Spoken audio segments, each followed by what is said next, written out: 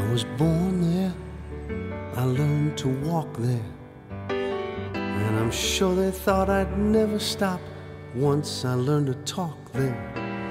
Hear those echoes ring on 87th and King. I was raised there to be strong there, that you used your voice and made a choice between the right and wrong there. These were important things on 87th and King. Now I know that these were different days, and you might say old-fashioned ways, but these memories teach me still as they ask me to sing about 87th and King. Most folks were black there, my shade was light then, and though I wore a different coat, the bonds were always tight there. We worked through things on 87th and King. On my porch there, we braided my hair, playing bid-whist and getting kissed. You know I had my first there. We had endless spring on 87th and King. Now I know I've traveled far away, can't count the times I lost my way, yet these memories stay so clear as they move me to sing about 87th and King.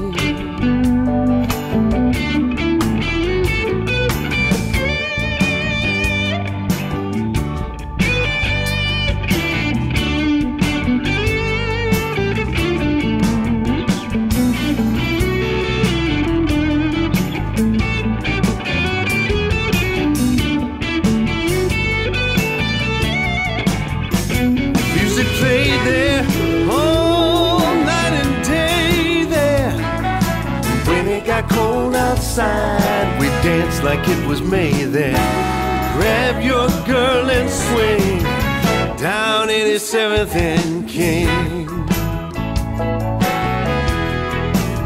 I learned to sing there from my soul there. The sounds rang out from every home, made me feel so whole there. Hear the voices ring on 87th and King. Now I know I can't go back in time to find that boy I left behind. Still these memories hold me near as they call me to sing about 87th and King.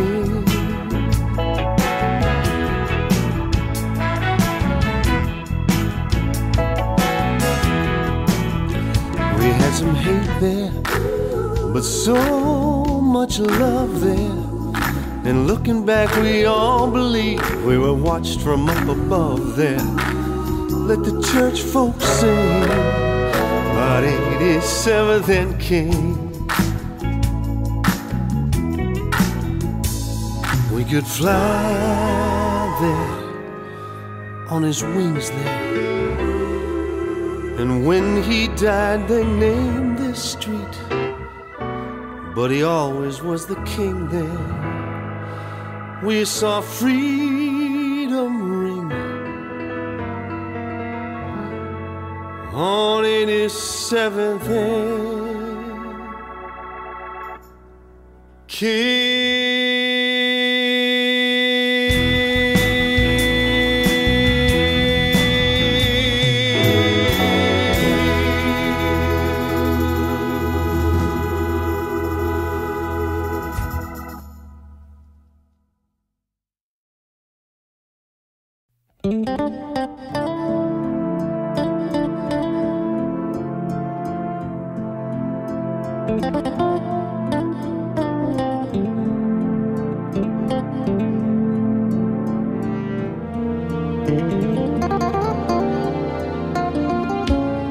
What are you doing the rest of your life?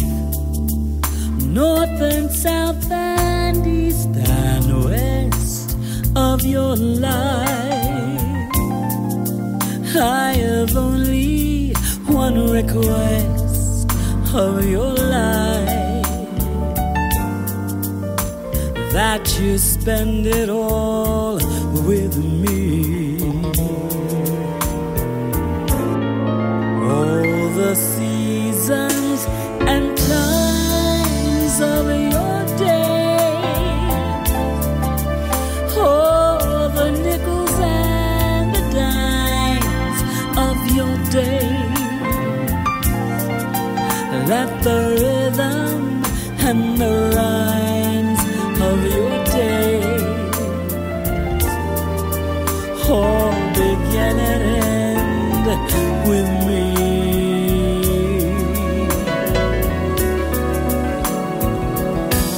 I want to see your face in every kind of light, in fields of gold and forests of the Nile. And when you stand before the candles on a cake, let me be the one to hear the silent wish you make. Those tomorrows waiting deep in your eyes, in a world of love you keep in your eyes. I'll awaken what's asleep in your eyes. It may take a kiss or two.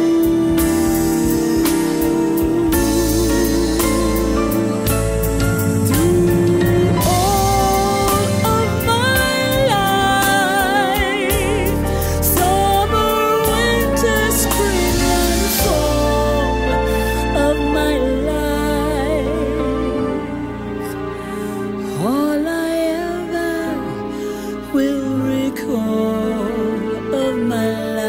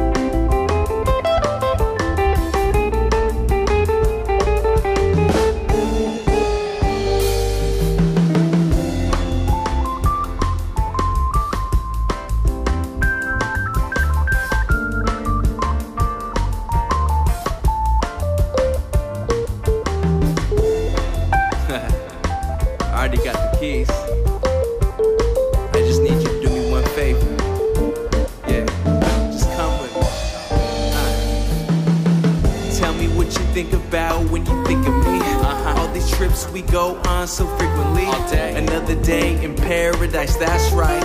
Maybe that was me and you last night. 17-mile drive and then weekend.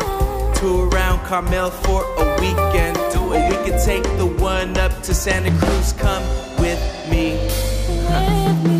Hit the mystery spot and then a beach or two. Ride around the city, girl, me and you. Drive on Lombard, we'll do it with the top down. Twin Peaks, we'll watch out till the sun down. People watching Union Square, we'll go window shopping. Popping tags with Neiman like there ain't no stopping. You can pick the time in any place you wanna come with me.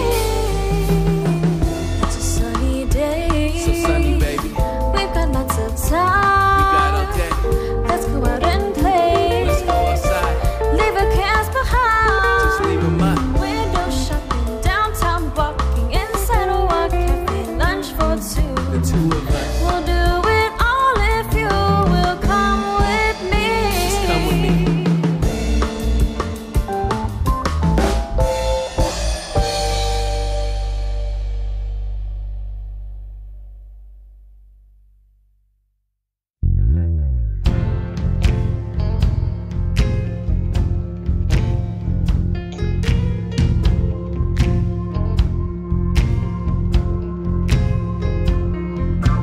Hey, pretty baby, with your high heels on. You give me fever like I've never ever known. You're just a product of loveliness. I like the groove of your walk, your talk, your dress. I feel your fever from miles around. Can I pick you up in my car and we'll paint the town? Just kiss me, baby, and tell me twice that you're the one for me. The way you make me feel, you really turn me on. You knock me off of my feet, yeah, baby, you do. My lonely days are gone.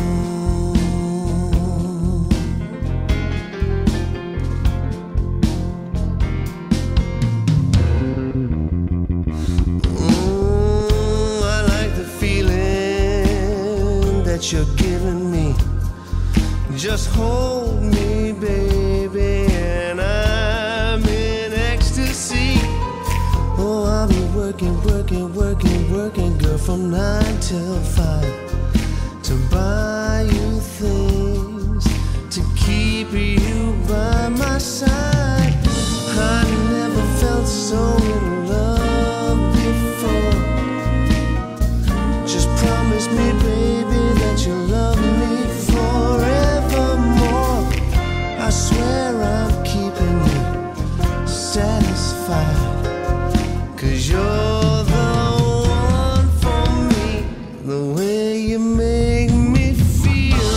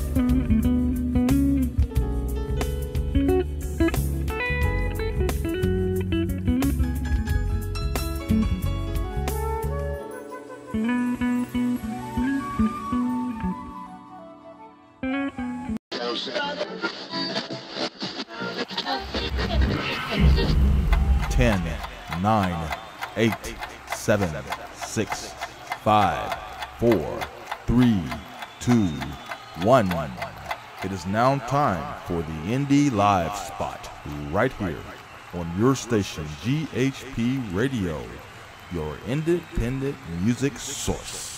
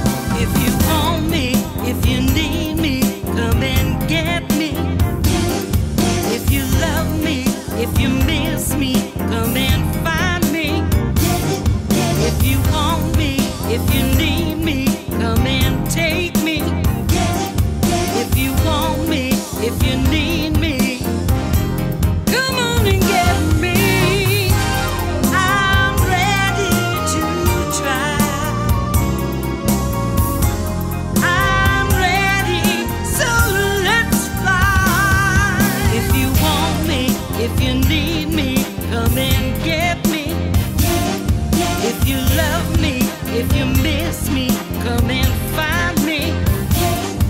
If you want me, if you need me, come on, take me.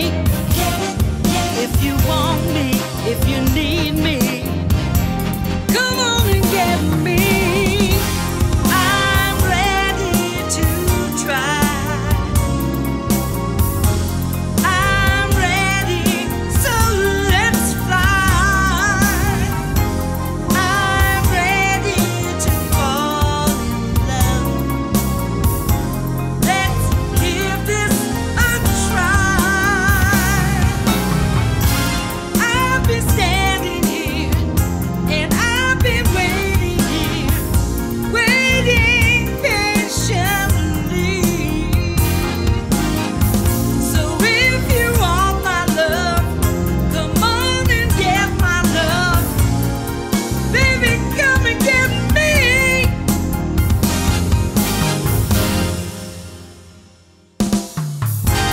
I'm ready to try.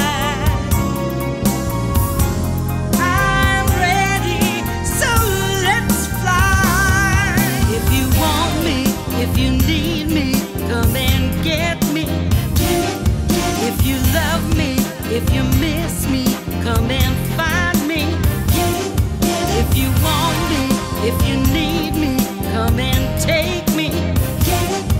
If you want me, if you need me, come on and get me. I'm ready to try. I'm ready, so let's fly. I'm ready to fall in love.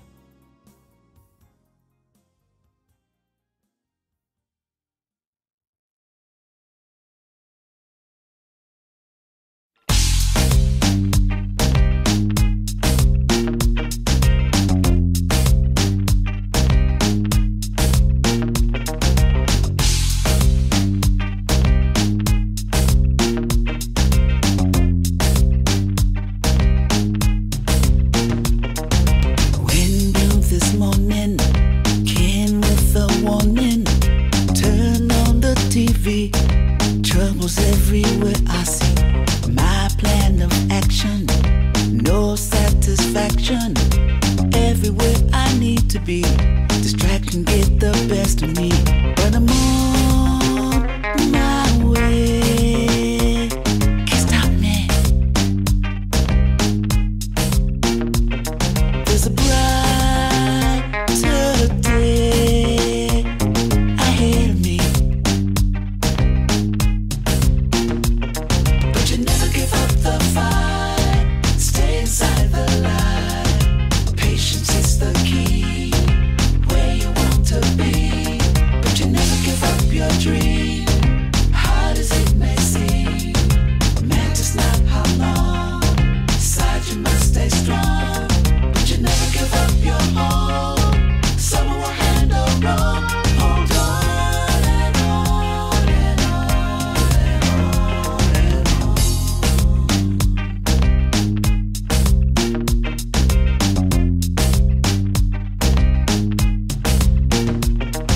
on. We go through changes, life rearranges. Everywhere we thought we'd be, longer than we want to see. Some stop their dreaming, some take to scheming. I know what is wrong from right, I never give up the fight. 'Cause I'm on my way, can't stop me. There's a brighter day ahead of me. Don't mock me, can't stop me. But you never give up the fight, stay inside the light. Patience is the key, where you want to be. But you never give up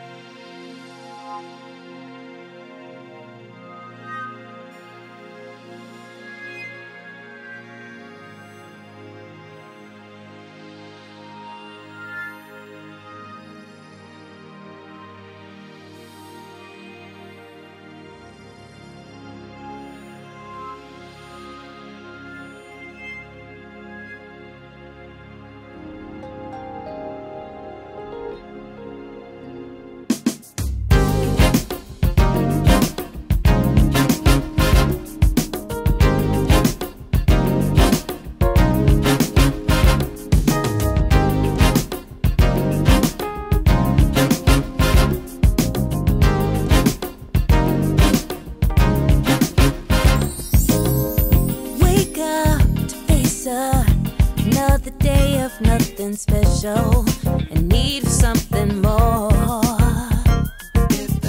Same old, ain't working for ya. Then you gotta let it go. Yeah, yeah. Take some time to spoil yourself a little. You deserve to enjoy the life you work so hard to lead. So why not treat the one who stares you in the mirror?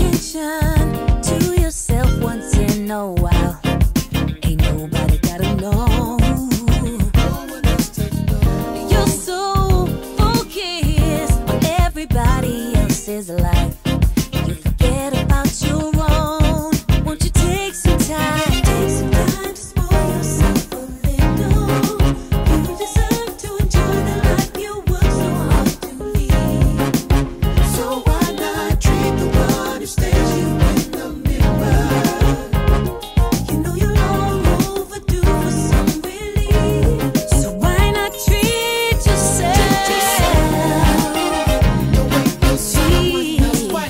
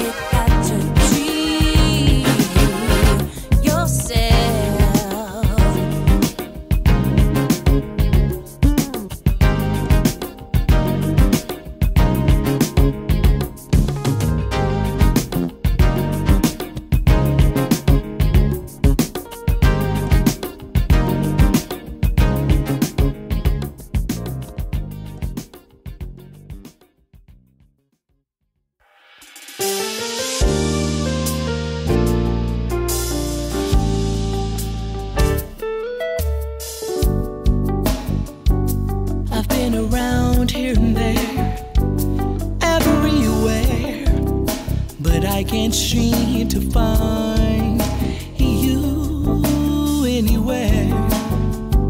Maybe you don't exist, I don't know. Written on my lips, it's you I can't resist. Losing time, search my mind, standing alone, a shadow followed by you, followed me. Mere mystique, show you me. This is you beside me. I love you.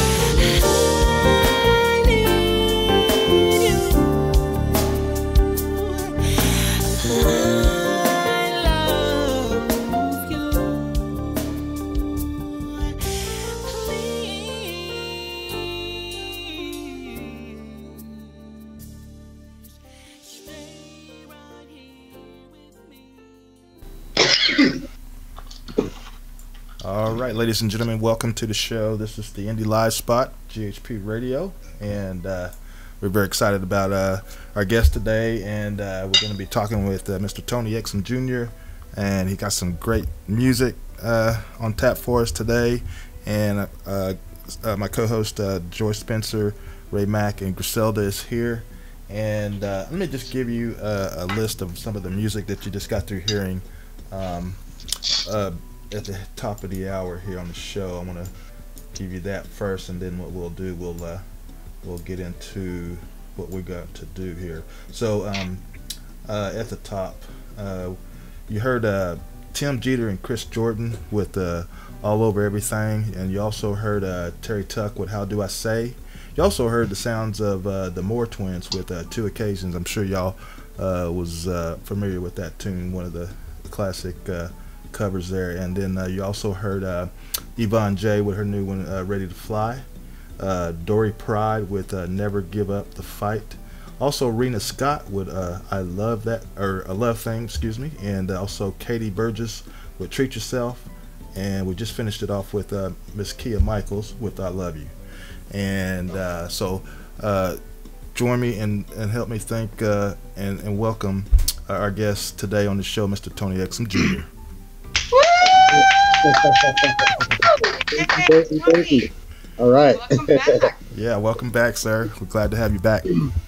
Yes, indeed. This is always a good time. Thanks for having me back. Yes, sir. Yes, sir. Yeah. So, we got some of your new music over, and we're very excited about it. Great music, by the way.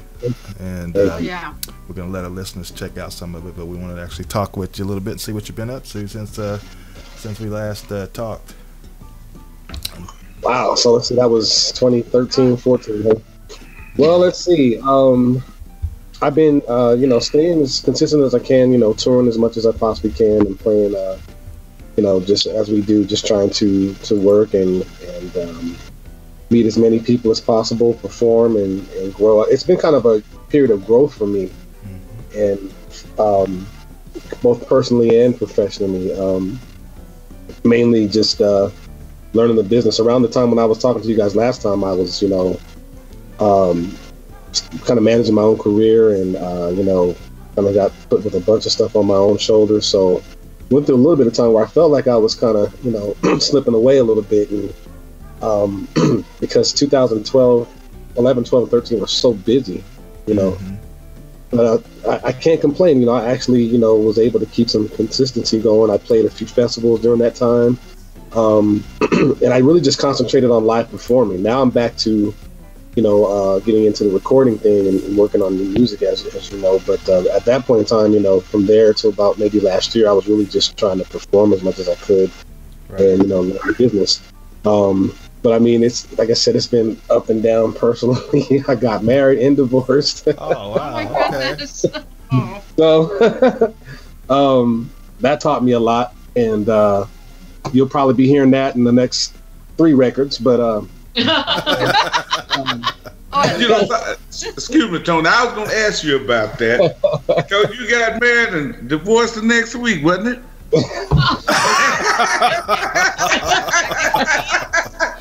Man, when you think about it, it was pretty quick. It wasn't something I planned on. I mean, I don't think anybody gets married and plans on.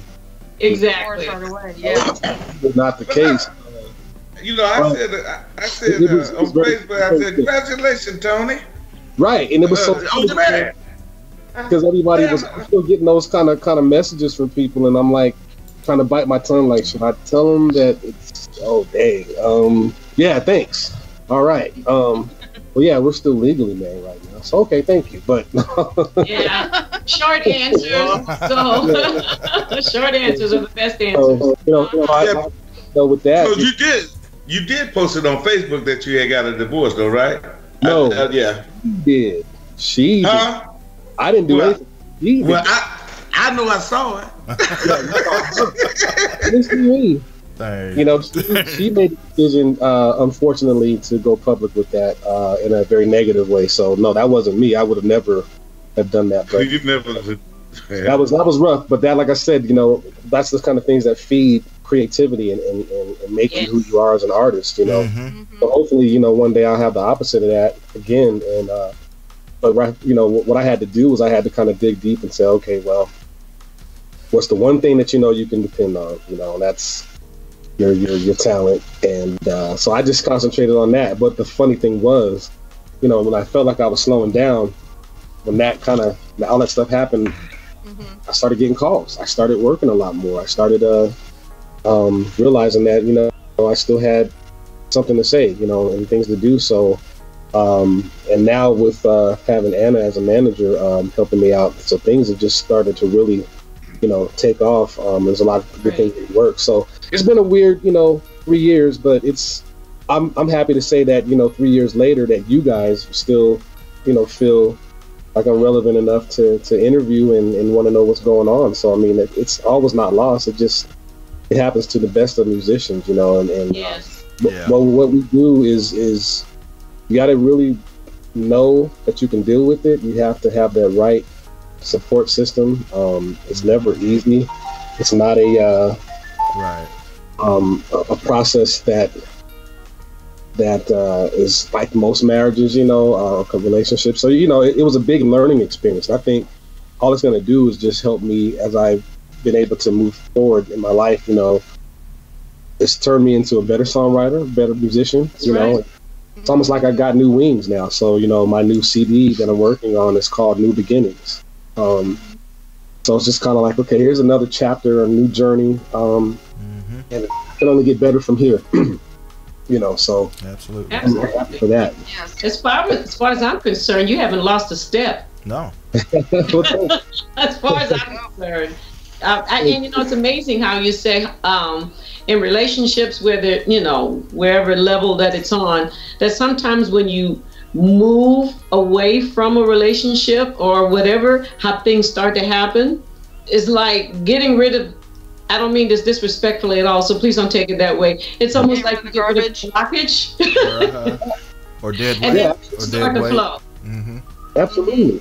You know, because initially, you know, if it would have been, I think it would have been different if that commitment level was there, you know, for me. So, you know, unfortunately, like I said, it wasn't anything that I wanted to see happen. But I mean, you know, I'm not the only artist that's been divorced before. So, And you know, Life happens, Tony. yeah, it happens. You know, it happens. So you just move forward. You know, when all that stuff got viral, you know, because like I said, it was a negative way of alerting people about a divorce, which it didn't even happen yet. It was actually a few weeks later that process started. But I had to deal with the backlash from that because it was like an attack on my character reputation, and you know, that was hard. Let me tell you, that's one of the hardest things I've ever had to face. And I had to get on Facebook like nothing happened.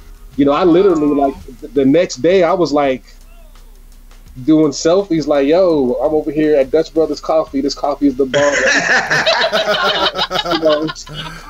Check me out. I had a gig that week. I'm like, yo, you see, I'm here with the band. We over here at So and So Lounge, about to get it in.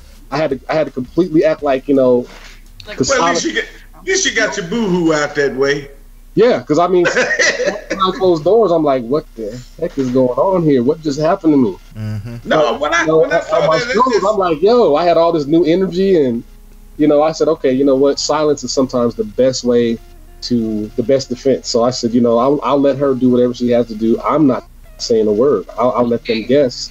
You know, we want to hear about your music. Yeah, so, right. And I said, you know what? That's what people need, and that's what I decided. I said, you know what? Let me remind folks of why they may have interacted with me from the get. It's because I was they like my gift and they believe in my talent. So I went full, just like I'm a saxophone player. Okay, I'm a saxophone player. All right, I'm not a husband anymore, but I'm still a saxophone player. That's right. So I was posting videos. I was, you know, but then I noticed when I put my energy on that side, it kind of like, it's almost like God was listening and said, okay, let me make sure this young man is working. So all of a sudden I'm getting all these getting all these appearances and that's you know, great. It was like my energy for what I love to do just kind of got reignited. So I have no regrets whatsoever. I mean, that period was very dark for me because I was just hurt. You know, anybody who's in the public eye, you're very conscious about what you do and what you say. And I know Joyce knows this. And Gary, you too, you know, when you have a radio station and people know you, they watch your every move and they put you on they have certain expectations for you that sometimes you can't even meet because they like what you do. Outrageous. Yeah. Exactly. I mean, it's almost ridiculous. Like, but you know something, more like a star when that was going on. But you know something, Tony, you know, sometimes you don't have, you know, you always can't think what people think about you. Right. You know, if, like I said, I don't care what nobody think about me. Period. Yes, we know, Mac.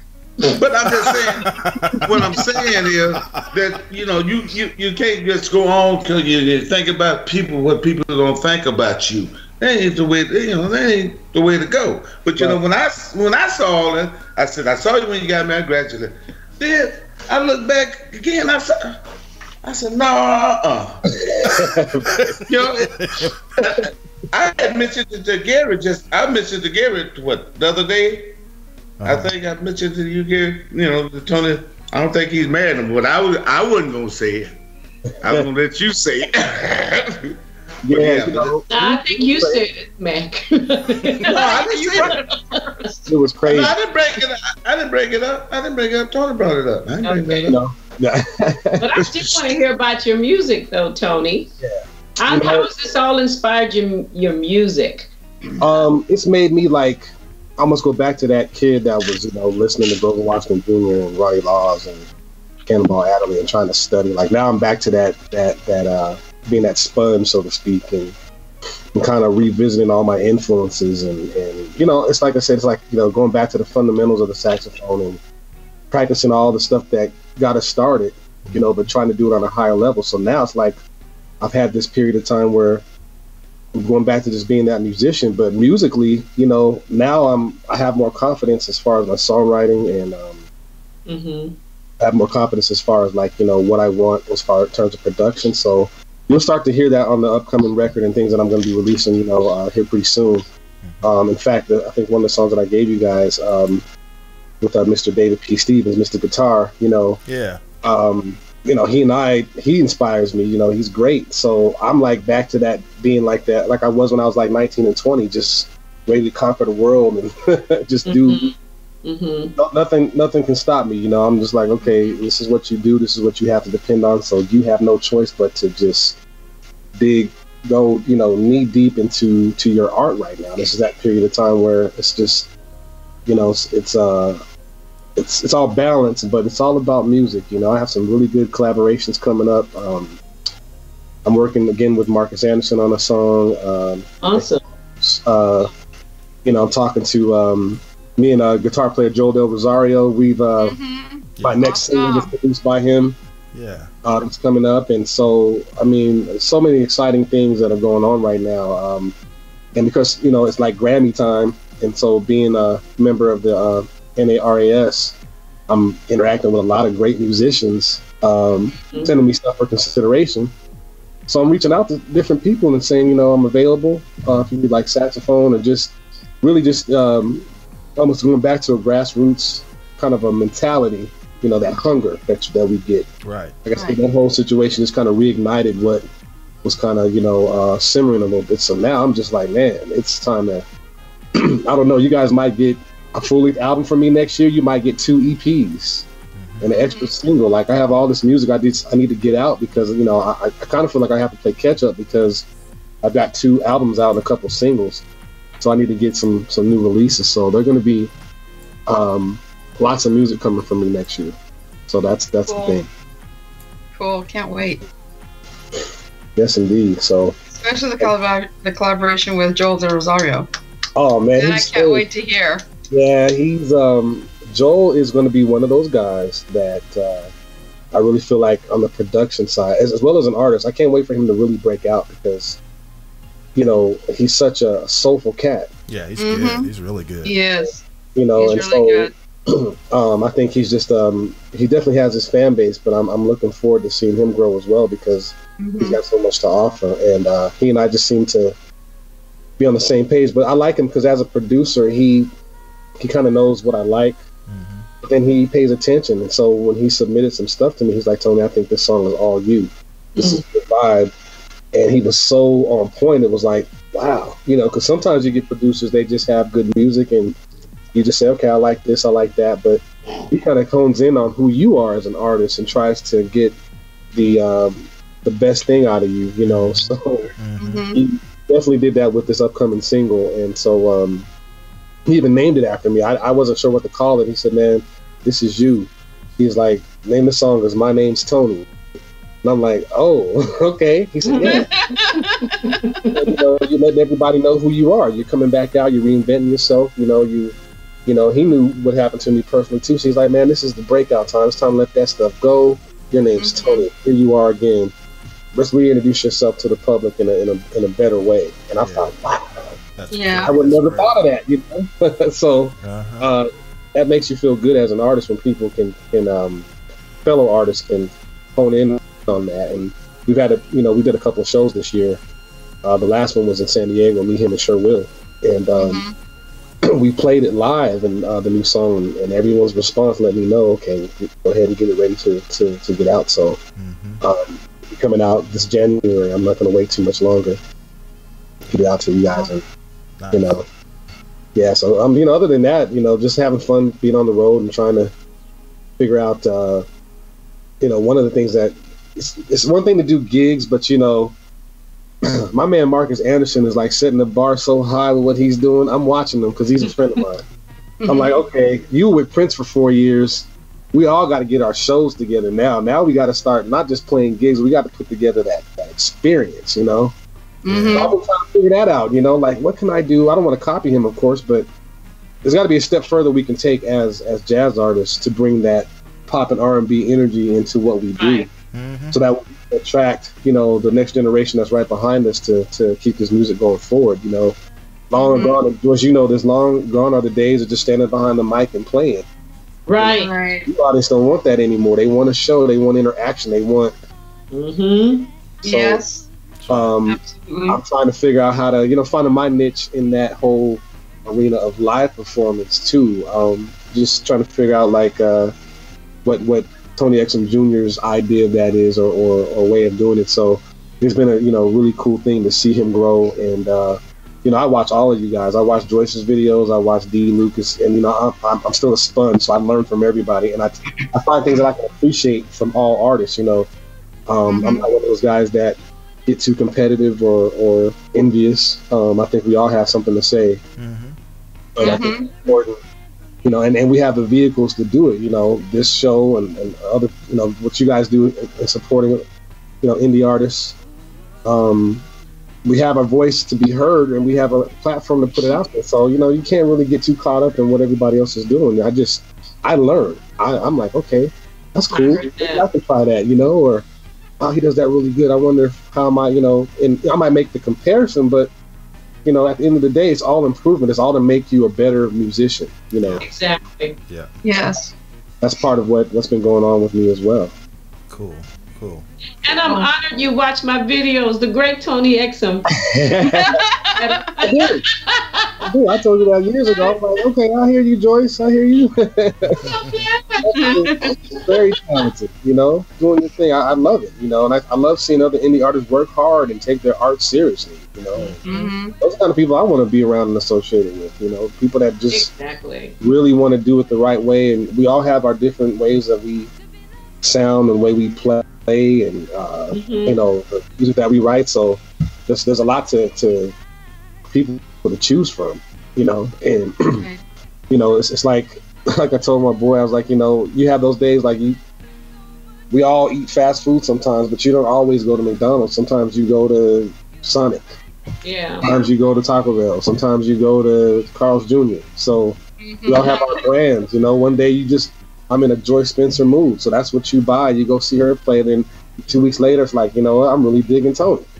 But whatever I want, for whatever mood I'm in, I got this CD collection or I got this iPod full of great music that I support, and I can get all the different flavors I want. So it could all be saxophone, but all of us have a different approach. But the songs are what makes that, makes that voice that we have, kind of a differentiation. So really, it's like, we all have room for us to do our thing. So I agree with that. Yeah.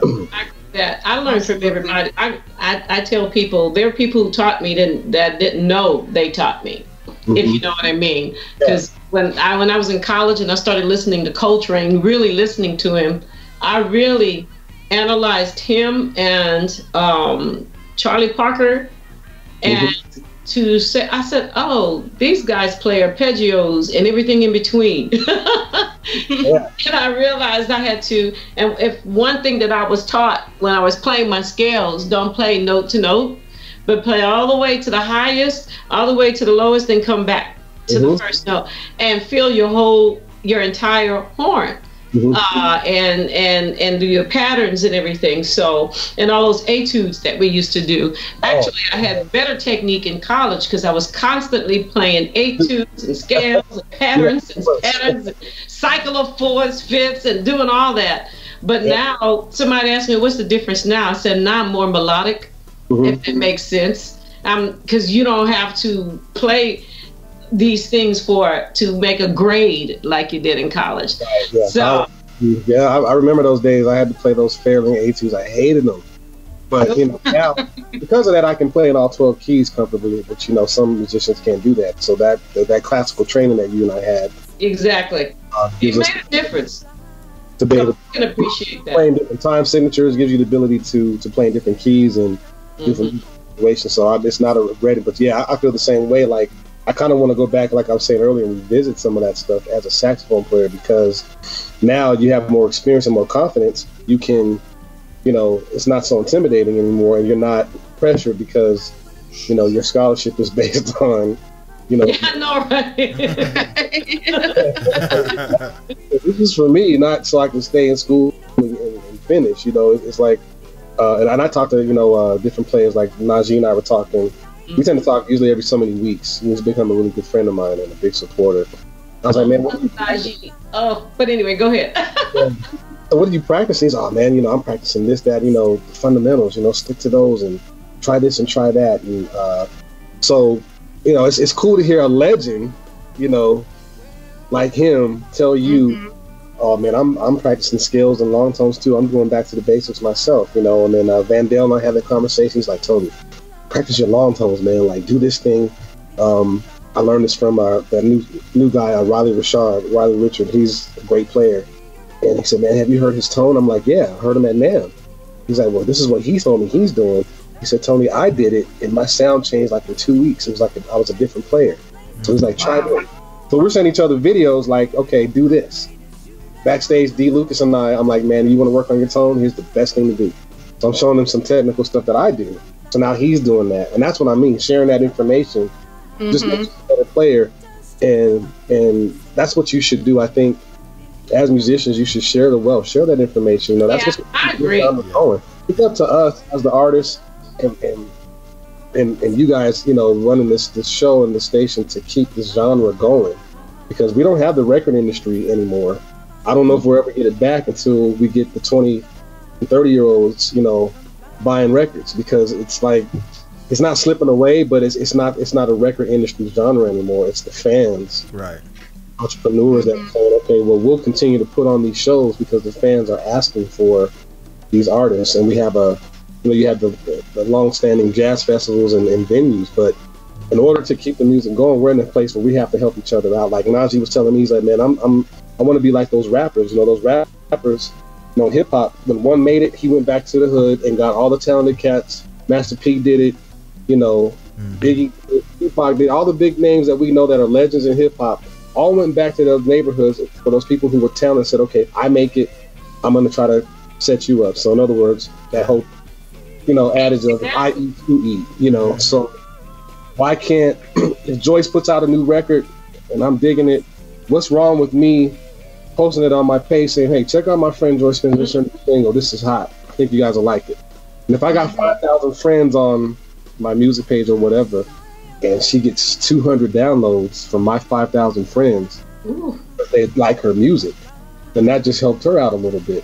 Yeah. So he's like, Tony, when you release your new music, let me know, because I'll get on my page and say, check out my man. I see support this guy. When I sat in with Najee last year at Soul Dove, which we kept it a secret, he's like, well, you have a show coming up, right? He's like, okay, man, we're going to help you sell out just like I did. So he had 2 shows, and my buddy Darren Ron did the first one, after he killed it.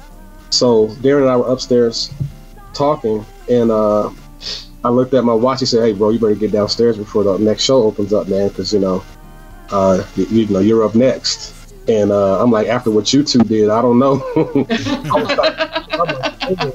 Don't tell me you was scared now. I know you were Darren, scared. Darren is Darren is known as a producer, but Darren can go. I'm like, Johnson.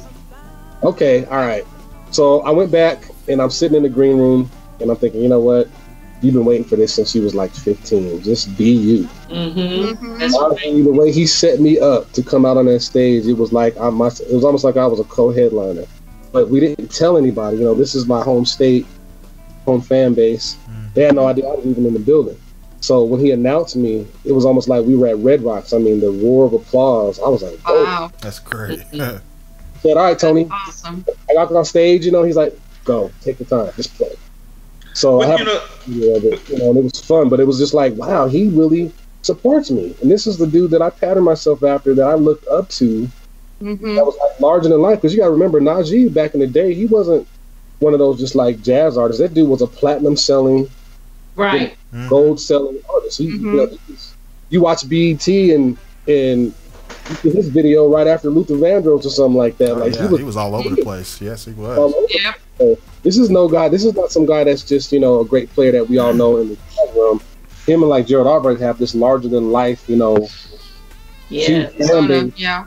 across the board. So to have somebody like that say, yo, this young man is on his way, and I really like the way he plays, and you know, it helped me sell tickets to that following show that we had, me and D. Lucas, a couple months later. A lot of people went and bought their tickets that night. They were like, "Oh, Wow. we never heard you. We heard the name.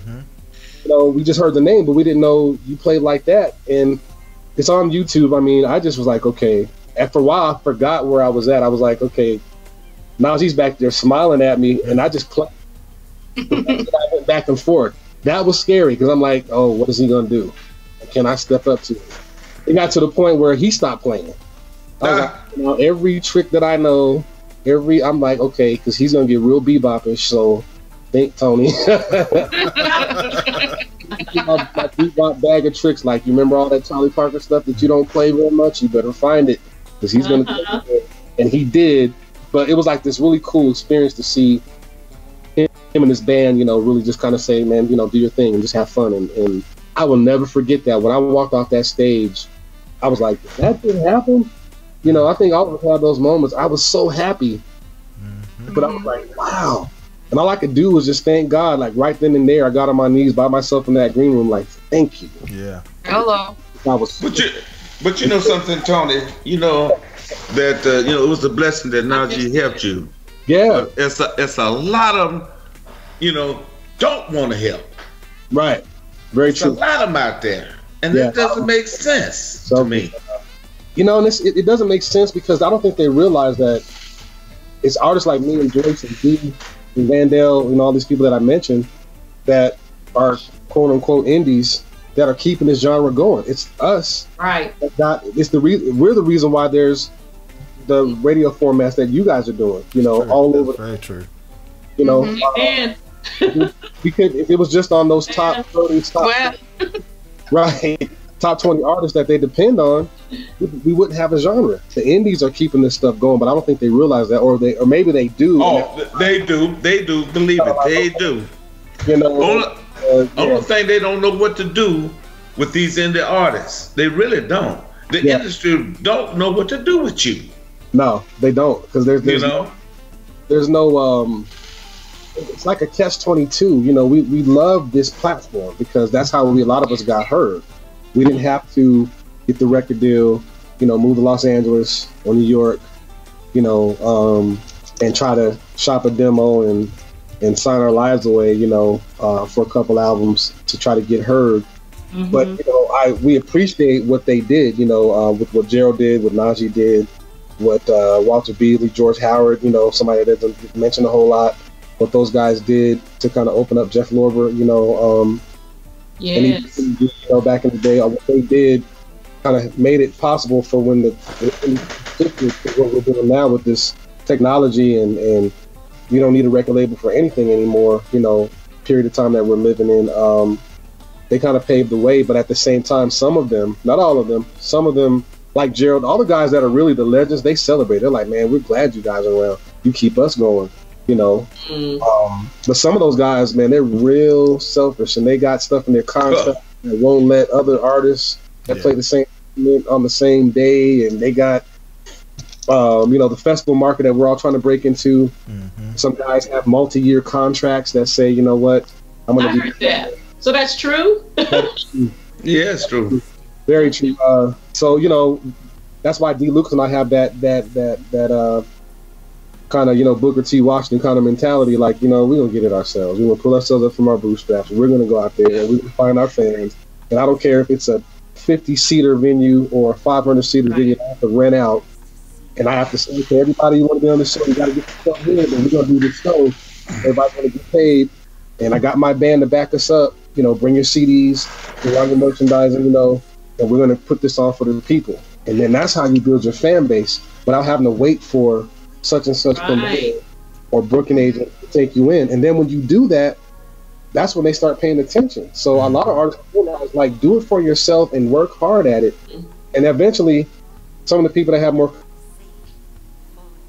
He froze. They'll see that you are trying to build something. If you're waiting for the phone to ring, it's not going to happen. Yeah. It's not going to happen. It's not going to happen. So how did the show go? I saw where it was sold out. What was the seating capacity? Let's see. I think the seating capacity at St. James Live is like 250 maybe. But they have a pretty big space that's like a dance floor area and right in front. They got areas that are up top where there's a bunch of tables and chairs there. Then they got the middle section that's general admission. There's like even some couches and stuff in the front. So it's a very comfortable kind of a look. So what's considered sold out there now might be different from when they first opened because they've kind of made some adjustments. But that's my understanding of the capacity there. So, but even so, I mean that. Let me tell you why that was important. The reason why that was important because Maze and Frankie Beverly and them was around the corner at Wolf Creek Amphitheater that same Wow. I was like, a whole new level. You realize that, Tony? You just went, because, they've been playing the same wonderful songs for like 30, 40 years. And like in the Dallas area, they come once or twice a year and they always sell out. Right. Always. So that's an institution to us. So, I'm like, oh, man. Okay, well, I said, D, we'll just do what we got to do, man. He's like, bro, I didn't know. He said he walked in and they told him. And I walked up and I looked at this little sign on the door. Tonight's show sold out. I thought, okay, must be the night before because there's a guy named Julius. Julius is like he's really good at imitation. Like they call him the man of 1,000 voices. He used to be in Denver. And I used to play for him from time to time, but he's been in Vegas and now he's back in Atlanta. So I'm like, oh man, my man Julius sold out last night. Okay, cool. I'm thinking, okay, I know we sold some tickets because we started selling them back in the summertime. I walked in, D said, Tony, we sold out. I stopped in my tracks. I was like, no, we didn't. He's like, dude, we're sold out. Like, we're sold out, dude. Like, you can't even, you don't have to ask, Evelyn if you can, bring a guest because, I mean, every seat in this house is sold. I said, what? I said, ain't Maze and Frankie Beverly and who else? It wasn't just them. I think they headlined, but there's somebody else big that was with them that night. Because when I was there solo back in May of this year at St. James Live, I didn't sell out. I did about half capacity, maybe a little more, which wasn't bad. But it's summer, all the different weekly festivals are going on, and I think that same night, Gerald and Kirk and people were at a church doing a big show, maybe a few miles away. So I was like, okay, I just tore into my fan base because I'm still trying to get it. So these 100 people out here, let me go ahead and give them a show. I kind of understood, like, well, dang, it happens that way when you have big names like that on the same night in a city like Atlanta. But sell out. That was got a lot of people there in Atlanta too. It's a lot of people in Atlanta too. So it's a lot of people there. Yeah, there's a lot of people in Atlanta, so you can't really get too caught up in that. So, these venues can only seat but so many people. So there's a ton of other people that you can probably reach. Some that might just like the venue and want to just go out and have a good night, and that's when they introduce themselves to you. Yeah. There was a number of people that walked up to Dee and I at this last show and says, well, we had never heard of you, but we like Jeanette. So we came to see her, and now we're fans of yours. That's the reason why the package thing is kind of cool, because you can kind of play off individual fan bases. And Jeanette said the same thing for her. There were some people like, well, we know Tony, we see Tony here all the time, but now we want your music. Absolutely. And those people come out, you know, and they buy CDs, and so, you know, it's always cool to package up like that. So I mean, the show was the energy. Like I said, the energy was just incredible. Like, you know, D came out and really did his thing, and I'm so proud of D because he's just growing and growing and growing as an artist and as a live performer. You know, he's going to come out of his shell and kind of be comfortable with D Lucas, and for that, I'm just, you know, very proud. Jeanette shocked everybody. I think, you know, they have this stereotype of lady saxophone players. Yeah, about it. They're pretty, you know, and so they think, okay, yeah, all right. And then the way she came out with that energy and that stuff that she's got, it was like, came out slamming. Yeah. You know, I'm backstage like, uh-oh, I'm gonna have to bring my A game. Jeanette is murdering the stage right now. I'm killing the stage, and I'm next. I'm closing the show. Yeah. All right, what am I gonna do? I gotta do something because. So it's like that friendly competition. It's like, okay, making everybody really want to step up, and Jeanette just brought the house down. So when I got up there, I mean, the energy was just already up there. I was able to take advantage of that, you know, and I'm the serenader of the three, so I said, okay, you know what I do? I pick that one slow jam, and I walk through the crowd like most of us do. And so that's kind of the thing that I did because they didn't do that. So I was like, well, there's my little niche there, you know. And then we did, you know, Jeanette used to tour with Tina Marie before she passed. Right. So we did Square Biz as the finale. Nice. And that was, whoa. I know that was on.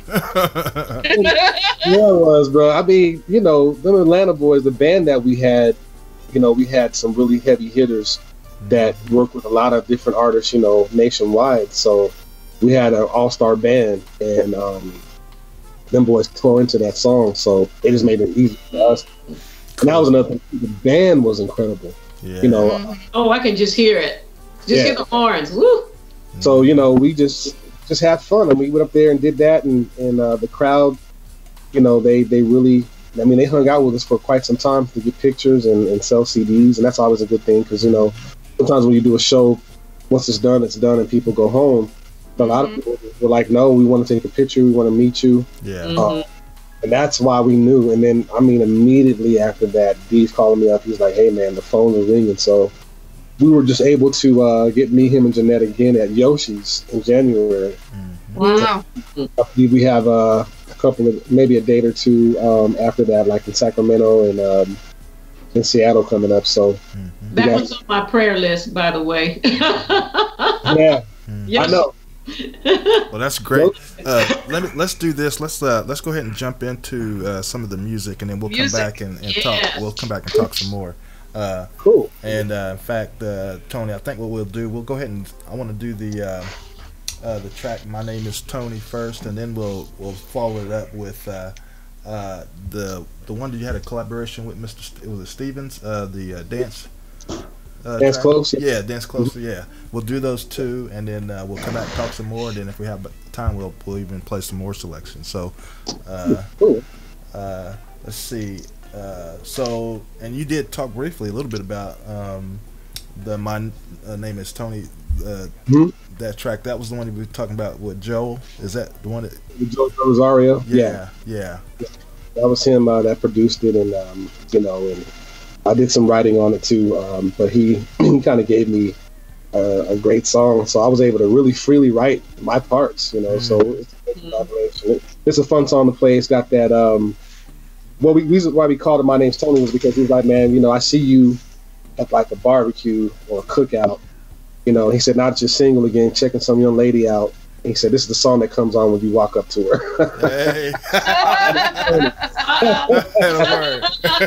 said, okay, now I see where you're coming from. All right. Oh, Lord. Well, that'll Joe work. he's trying to hook you up, huh? All right. Well, listeners, we're gonna play those selections for you, and then we'll be back right here. So if you just tune in, we are talking to Tony Exum Jr. And we're going to play some of his music right now. So enjoy, and then we'll be right back to talk to you again.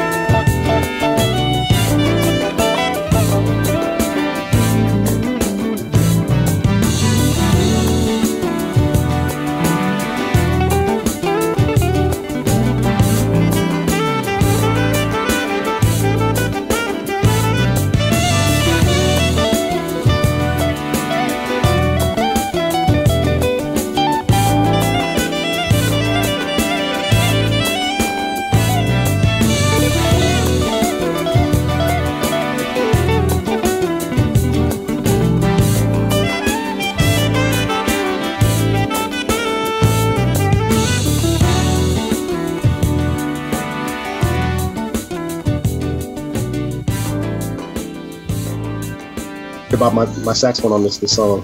I can tell you, Joyce. Ladies and gentlemen, we are back, and that was some of that great music there by Mr. Tony Exon Jr. And in fact, you were just hearing one that was a collaboration that am I right, Tony, with Joel and Will? Sure, Will. Yes. Yeah, that was from their project that they did together called Side by Side back in 2013, and then I was able to be a guest artist on the record, and that was a song called that was written by Joel called Cali Soul. Nice. And then we also heard some more, because I snuck 2 more in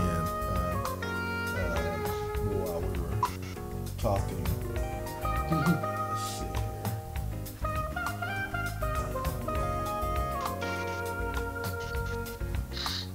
I think I heard. Yeah, we did play The One. And then of course, we started with My Name Is Tony, and then we went into Dance Close, and then we did The One. Yeah. So you can tell us a little bit about those as well. Yeah, The One is the actual title track to my last CD. I put out to 2012, 2013, and that was a song that was written by myself and my drummer at the time, Terrell Martin, who's played for a lot of people over the years when he was younger. He started out playing with Nelson Rangel, and he went on to play for Nick Coleone and Paul Taylor and Regina Bell and some other people. He's actually now the music minister at Heritage Christian Center here in Aurora, Colorado, where I also play in the worship band on Sundays too. So he's a talented guy that really helped me get that second album off the ground. And then Dance Close, like I said, that's me and my dude.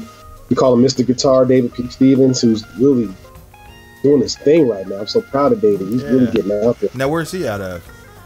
He's out of Philly, Philadelphia. Okay. Yeah. And he's got a new record out. I think it's called For the Win. And he's, making some waves. So, that collaboration was he and I have been talking about getting together for quite some time, and he had the track, and you know how it goes sometimes. He's trying to get it to other artists, and some people had passed on it. And I was like, no, dude, that's a great song, Yeah. And he said, well, you know what? It's yours. Like, let's just go ahead and do it. I said, well, for you to be that generous, let's turn it into a duet. Because initially it was just going to be me. Okay. He just kind of demoed it. I was like, no, let's people to see us on the same track. So as of right now, and I'll send this to you guys, that track is actually being remixed. So there's another version. So I'll send you guys the remix as soon as he gets it done. All right. It's hot. I just have to keep it under wraps for right now, but you'll like it. Okay. Looking forward to it. Yeah. So, the story behind Cali Soul, I wanted to tell Joyce and all the other saxophone players that might be listening, is that right before I did that, my sax had gotten stolen out of my car. Oh. Yeah. I don't know how they did it. Wow. I took my horn. I was playing on from Vegas at company saxophone.com. They have their line of pro horns, professional saxophones, and I had one of those on alto for a while. It was a nice black lacquer with some gold trim. Saxophone, played really well. I did an event, and I was on my way to Minneapolis to do a show. And the night before I had a gig. So I'm up real late. I came home from the gig. I'm packing for Minneapolis. I have like an 8 o'clock flight. And, I actually live in Colorado Springs, so, I had to drive to DIA, to Denver International Airport. So I had to get up early and make sure I was, you have to be there at DIA because it's a big airport, at least like 2 hours ahead. So Wow. I'm leaving at like 4 in the morning, to try to get to my plane. Wow. Go in the back, and I lift up the trunk. I'm throwing my soprano in there, and I'm like, "Where's my horn?" I'm thinking, okay, it must be upstairs. No, it's not upstairs. I look in the back. I'm like, it's gone. So of course I had a panic attack right there. I tell you, I know that Not bad. And I'm thinking, so I run upstairs. I'm like, wait a minute. At that time, my sister and I were roommates. I'm like waking her up. I'm like, they took my horn. She's like, calm down, breathe. I'm having a fit. Like, they took my saxophone. And I got to go on the road to do a show where I was the featured artist. Thank goodness they didn't take my other horn, So I had to do that whole show on soprano. So fast forward, I had to record that record with Joel and Sure Will like that following week. So I had to rent a saxophone. Oh no! And it wasn't the top of the line. Joyce knows what I'm talking about. It was a Yamaha. Yeah, I do. Yamaha 52. So that they call it an intermediate saxophone. It's like a saxophone for a high school senior, college freshman. You know, they're starting to develop a little bit. So the whole feel is different. It's not for a guy that's a pro that's been playing for years. It's sort of developing. And I'm like, I had no other way to get a pro horn through the rental process. So I'm like, what am I going to do with this thing? And on top of that, they didn't just take my sax; they took my mouthpieces. And mouthpieces aren't cheap, y'all. They're not. No, they're not. Joyce, I played that what you heard, Cali Soul, was on a Yamaha 52 saxophone. Stock mouthpiece. The mouthpiece that comes with the sax. Oh no! Interplay on. And the ligature, the whole nine. So I had none of my setup, but I had to make that session work. And so every time I hear that song, when I listen to it, I'm thinking, man, I wonder what that cut would have sounded like had I had my actual ear horn. Right. Yeah. But and people don't understand that with your horns. Even the reed. If somebody stole my reeds that I know that works for me, and just take any 3.5. No, it's not the same. Even I know that. I'm not a sax player, but I know that. Exactly. You know, well, just take a no. Because if the reed is too soft, you can't hit your altissimo. Right. And it's crazy. And I don't play with the same reed on my alto and tenor that I do on my soprano. It won't work on my soprano mouthpiece for some reason. You as saxophone players, you have to have your reeds that you might practice with, and then you have to have your performance reeds. Right. You can run out real quick, and then Colorado being a dry climate, cane reeds don't last as long as they may do someplace else when you got that level of humidity. So a lot of us up here play on like synthetic reeds. Yeah. Me, Daryl, Darren, everybody that lives up here. Matter of fact, that night that Najee was on stage, he was laughing. He's like, man, I don't know how these great saxophone players who live in Colorado do it because I can't breathe. Because, you're way up, up in the clouds. You're up in the clouds. Yeah, basically, Denver's a mile high. That's why they call it the mile high city because it's exactly a mile high. But the Springs is higher, even though it's south. The Springs is like 6,000 plus feet. And Pikes, and we're like right by the foothills. So the mountains are like right there. Wow. So Pikes, you see it from any part of the city, whereas in Denver, the mountains are a few miles away. Well, the Springs is right there by it. I mean, it's a 5-mile drive from my neighborhood to go into the mountains and go to like Helen Hunt Falls and Seven Falls and some of the different places that you can go hang out. Yeah. So, when you come here as a saxophone player, it's a little bit different than, I play a lot. I can hold notes a lot longer, even though I live here in like Texas or California or wherever. And when I come back home, I can tell the minute I step off the plane, if I've been gone for a few days, I have to kind of get used to it again. You can almost feel it again, yeah. And so and I'm I'm asthmatic, so I have a whole other set of challenges just from breathing. So when she's right, when your reeds don't work or you have a totally different setup, is what we call it. It's torture. It's like, man, it's like telling Jordan or any of these basketball players that have their shoes that they wear, they get their shoes stolen, all they have left is a pair of like old school Chuck Taylors. Like, we gotta go to exactly. Yeah. Oh man, okay, I can still play, but there's no such thing I can't make happen. Right. Because shoes are protected me like they're supposed to. Reeds are it's such a personal. It is kind of a thing. Joyce and I can have the exact same mouthpiece, but I guarantee you her ligature and her reed setup is going to be different because whatever works for her doesn't work for me. I might have a brand of reeds, and she uses a totally different brand. That mouthpiece from the same company, same model, but let's say her facing is different. In other words, there's inside the mouthpiece, there's little adjustments they make to the inside of it to make subtle differences. But she might have what we call a 7-star on that mouthpiece, and I might be playing a 6-star. Right. It's different. And the distance between the tip opening of the reed and the mouthpiece it's like little tiny millimeters, but there's subtle differences. She might want a brighter sound, I might want a darker sound. So she has a 5-star, and I have the big open, 9-star on the mouthpiece, or what have you. So there's all these little differences that we do with saxophones that most people don't know. So we have to be very specific about what we want, and it's trial and error, trying different equipment. So when that gets stolen, we got to get something stock. But you spend a lot of money getting to that point. Well, mouthpieces I feel like I was in 6th grade again when I first started with that. Just mouthpiece. I'm like, I got to do this session. Joel been waiting for this song for like a week, but I was on the road, so I went in the studio. I said, you know what? Play the horn, don't let it play you. And so that's what you heard on that track. It was me saying, you know what, I got this sax. What's this song? We'll make this happen because he's waiting. The song, the track was incredible. So when we did a gig a few months later in Bethesda, I was like, dude, I said, man, you murdered that song. He's like, but I heard your horn got stolen. I said, yeah, the rental I had was your session. I said, I got another saxophone after that, but that's heartbreaking. I always tell that story, like, for anybody who's ever had equipment stolen, any of my musicians that might be listening, it's like an extension of you. Mm-hmm. It's like, children. Yeah, we know. so violated, I was like, man, then I still have to get on a plane and go do this. Oh.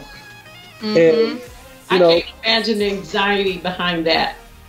Oh, it was like, I had such a hard, I had to act on stage like I was unbothered, of course.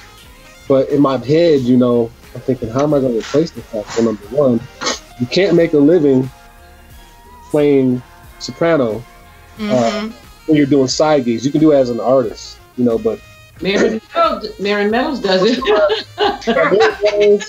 George Howard did it, but, when it's different when you do it as an artist. I could easily, as an artist, play nothing but soprano if I wanted to. But, you still have those, sometimes we're still hired guns, we're still do gigs for other artists sometimes. A lot of guys that come to town, a number of them, like Julian and Vaughn, for example, will call me to play saxophone for them. So I have to have, and he doesn't like soprano that much. So if he comes to town, I know I'm on alto or tenor, so I had to replace it. Plus, I'm one of those guys that likes to play all 3 saxophones, and I think like Grover did, like Najee did,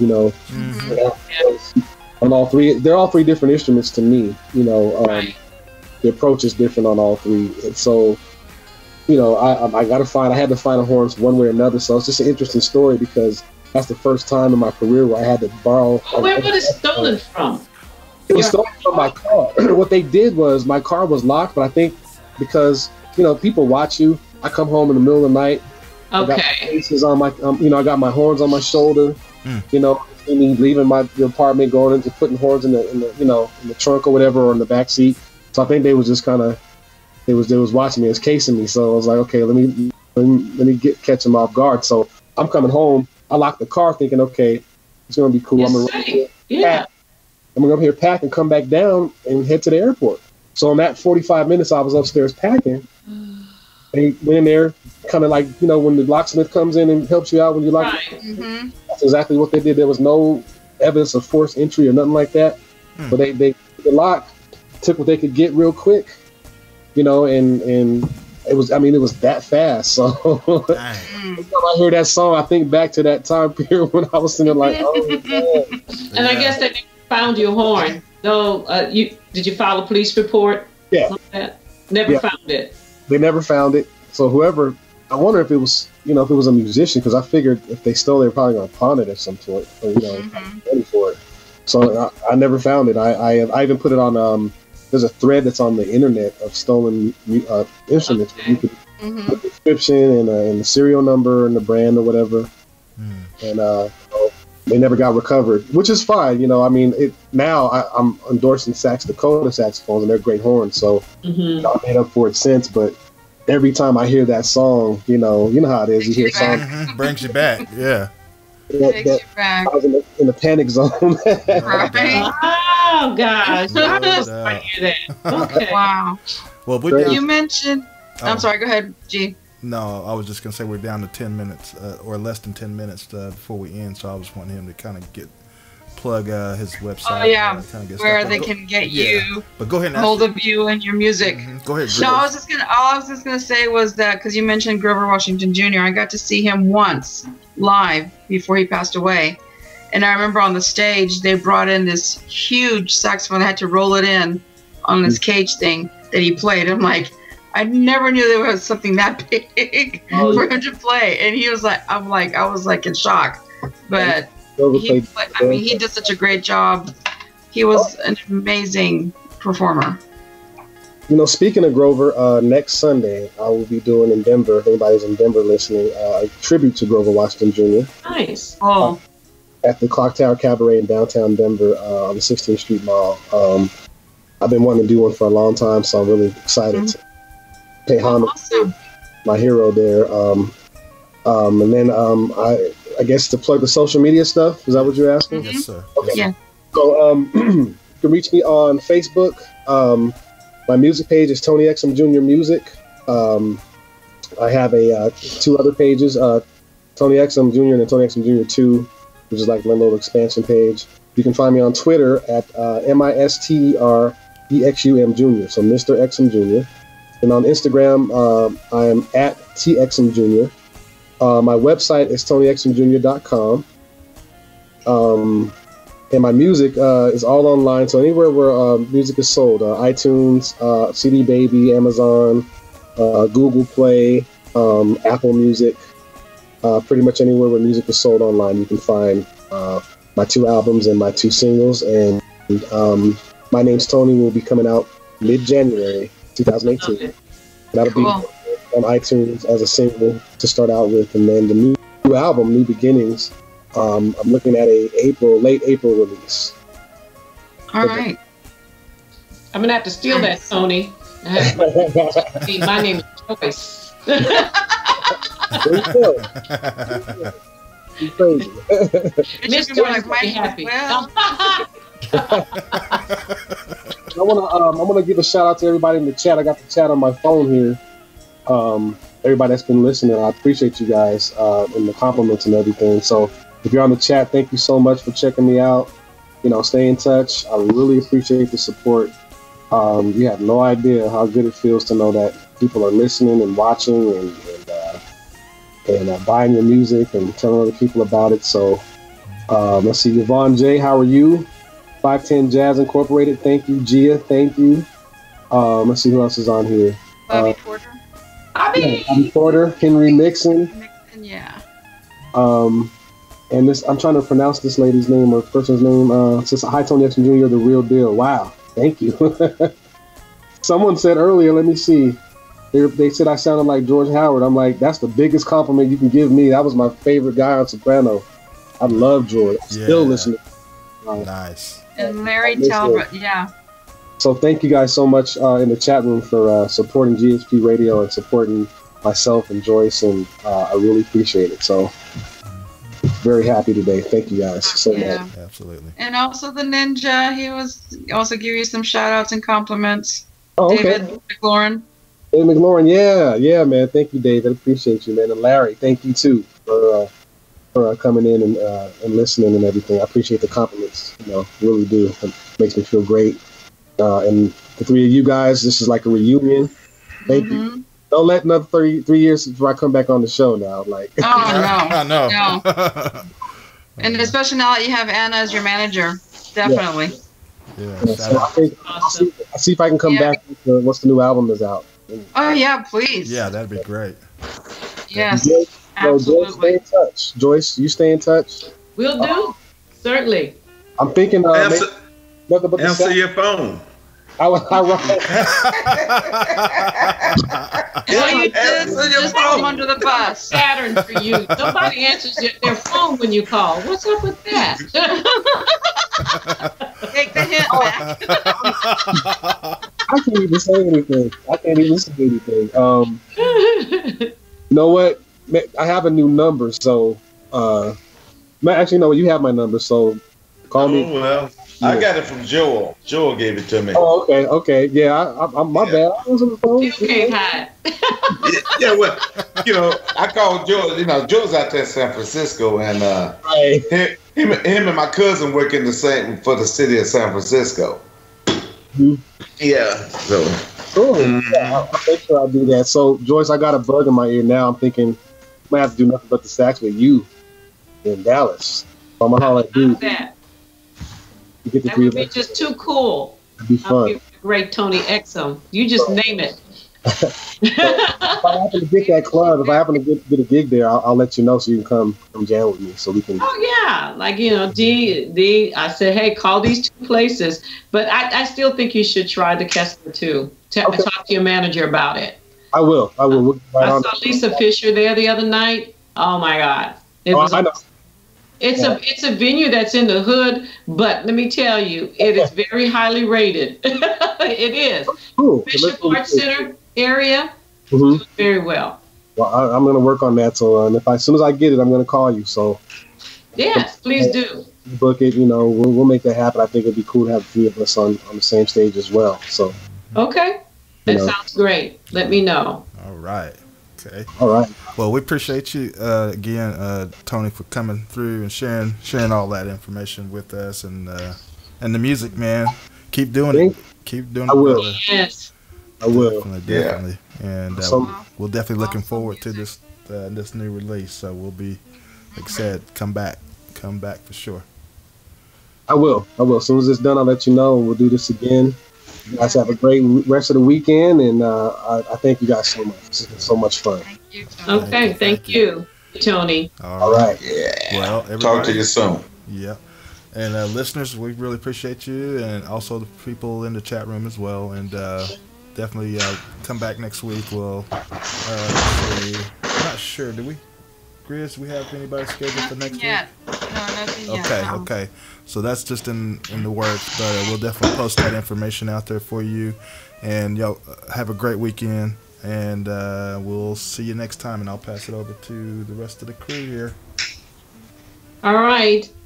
Joyce Spencer here. Thanks to everyone who showed up today in the chat room and listening.